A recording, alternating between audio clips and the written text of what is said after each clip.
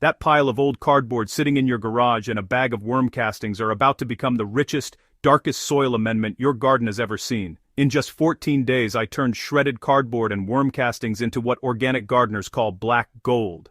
This is a crumbly, nutrient-dense material that made my tomato plants absolutely explode with new growth. No expensive equipment, no complicated steps, and no chemicals.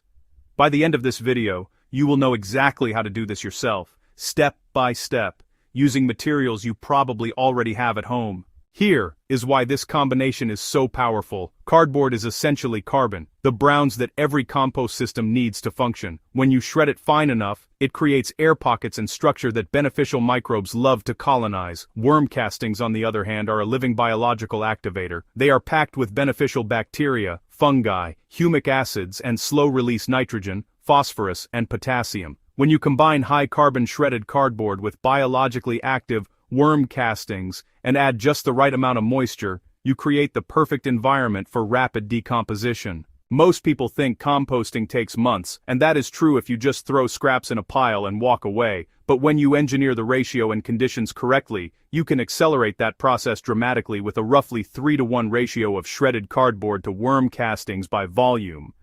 This feeds the microbes exactly what they need to break the cardboard down fast, converting it into a dark, humus-rich soil amendment in just 2 weeks. Before you start, gather everything so the process is seamless. You will need plain corrugated cardboard, preferably the brown shipping box kind with no heavy glossy coatings or colored inks. The tape and labels are fine to remove, but a few small pieces will not ruin anything. A bag of quality worm castings from a garden center or your own bin, a large plastic storage tote with a lid, a spray bottle or watering can, and a garden fork or hand rake for turning.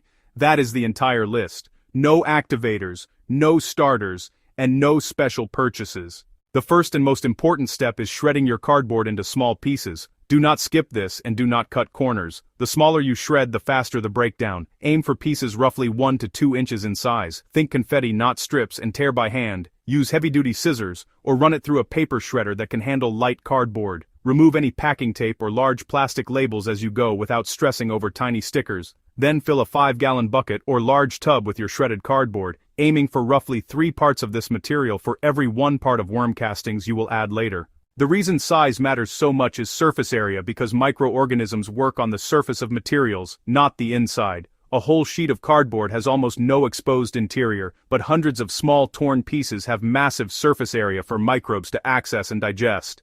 This single step is the difference between 14 days and 4 months. Now, take your large plastic storage tote and start building your mix by adding a 3-inch layer of shredded cardboard across the bottom, then a 1-inch layer of worm castings directly on top, and repeat this layering, 3 inches of cardboard, 1 inch of castings, until the tote is about 3/4 full. Once your layers are in place, use your hand fork to gently mix everything together. We are not trying to create a uniform blend, but distributing worm castings throughout the cardboard so every piece has contact with that biological activator. After mixing, it is time to add moisture, and this is where most people make a critical mistake by adding too much water. You want the mix damp like a wrung-out sponge, not wet and dripping, so use a spray bottle or watering can to mist gradually while turning until it feels evenly moist. If you squeeze a handful and a drop or two comes out, you are perfect, but if water streams out, you have gone too far and should add more dry cardboard to balance it. If you are learning something new today, take a quick second to hit that like button because it helps this video reach more organic gardeners who need it, and if you are not subscribed yet, join the Grow Green family so you never miss a new tutorial. Now let us keep going with step 3. Place the lid on your tote, but do not seal it completely airtight because you need some airflow for aerobic microbes to do their work. You can either drill 4 or 5 small holes in the lid, or simply rest the lid slightly offset so air can enter from one side. After that, set the tote in a shaded outdoor area since direct sun will dry out the material and can kill beneficial organisms. A covered porch, garage corner, or shady tree all work perfectly. For the first 7 days, open the lid every other day and turn the material with your fork. This helps with reintroducing oxygen. At this point, also check the moisture. If the top looks dry and pale, give it a light misting, and if it looks dark and moist throughout, leave it alone.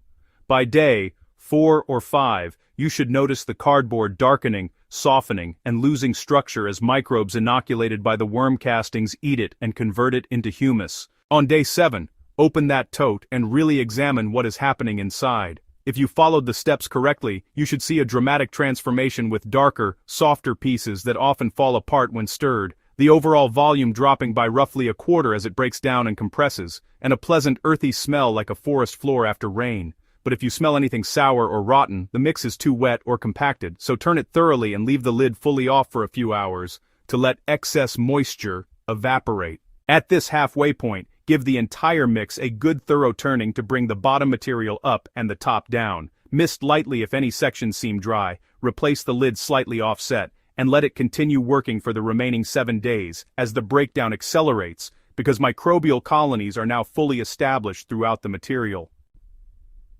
Day 14. This is the payoff. Open the lid and you will find something that looks almost nothing like what you started with, as the shredded cardboard is gone and in its place is a dark, crumbly, earthy-smelling material remarkably similar to finished compost. Your black gold, loaded with humic acids, beneficial microorganisms, and a balanced, slow-release nutrient profile your plants will love, with any larger pieces simply picked out and tossed into the next batch. To use it, mix 1 part of this black gold into 4 parts of your existing raised bed soil, or use it as a top dressing by spreading a half-inch layer around established plants and watering it in, or brew a compost tea by soaking 2 cups in 5 gallons of water overnight before straining and applying to your garden, with each method delivering a massive boost of biology and nutrition directly to plant roots. I used this exact material on a row of struggling tomato plants, and within 10 days they pushed out new growth and set fruit like I had never seen before, with pale, leggy plants turning into bushy, productive powerhouses simply by top dressing with this homemade black gold and watering it in thoroughly. Let us recap exactly what you just learned. You shredded plain cardboard into small pieces for maximum surface area, layered it 3-to-1 with worm castings in a tote, added moisture to wrung-out sponge level and covered it with airflow, turned it every other day for 2 weeks, and ended with a dark, nutrient-rich, biologically alive soil amendment that will transform raised beds, containers, and garden rows using materials that would have ended up in a landfill. The best part is, you can repeat this process over and over again every time a delivery box shows up at your door. That steady supply of free cardboard means you never have to buy bagged compost again. If this video helped you, hit that like button right now and let the algorithm know it is worth sharing with other gardeners, and subscribe to our channel so you catch every new organic gardening tutorial I release. Then drop a comment below telling me what you would compost next, if you could turn any household waste into garden gold. I see every single comment, and would love to hear your ideas. I have a number of other waste to gold videos available for you on this channel, so be sure to check them out. Thanks for watching, and I will see you in the next one. Now get out there and start shredding.